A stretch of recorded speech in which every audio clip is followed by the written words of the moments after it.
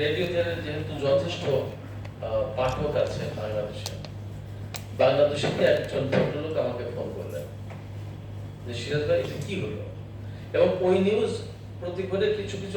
Update আসছে এবং আমিও ওই নিউজটা আপডেট করছি, ব্রেকিং নিউজের ভেতরে আপডেট তথ্যগুলো আবার দিচ্ছি। একটা পর্যায়ে ওই খবরের ভিতরে একটা অংশ ছিল যে ইসরায়েল থেকে 250-300 বা কয়েকশো বন্দী ব্যক্তিকে ধরে নিয়ে গেছে ফিলিস্তিনি যোদ্ধারা। খবরের এই অংশটুকু নিয়ে একজন ব্যক্তি আমাকে ফোন করলেন যে এটা কি কাজ করবে হামাস, নারী শিশুদের ধরে নিয়ে গেল, বেসামরিক লোকজন ধরে নিয়ে গেল, কি ভালো হলো, এটা একটা প্রশ্নের জন্ম দিল না। কেন যেন আমি আমার মতো করেই বললাম যে আপাত দৃষ্টিতে আপনার কাছে হয়তো খারাপ মনে হতে পারে, কিন্তু এমন হতে পারে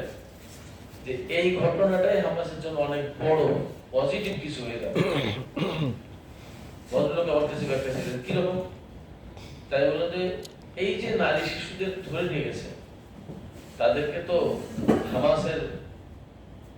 প্রশিক্ষিত যোদ্ধারা তাদেরকে মিস ইউজ করবে না, তাদের কোনো অ্যাবিউজ হবে না, শিশুদের হত্যা করবে না, বেসামরিক লোকজনকে তো হামাস যুদ্ধবন্দী হিসেবে বড় জোর ট্রিট করতে পারে, তার চেয়ে খারাপ কিছু তো করবে না। সেক্ষেত্রে বরং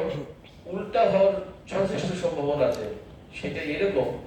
যে হামাসের যোদ্ধারা এই বন্দী নারী শিশু এবং বেসামরিক লোকজনদের সাথে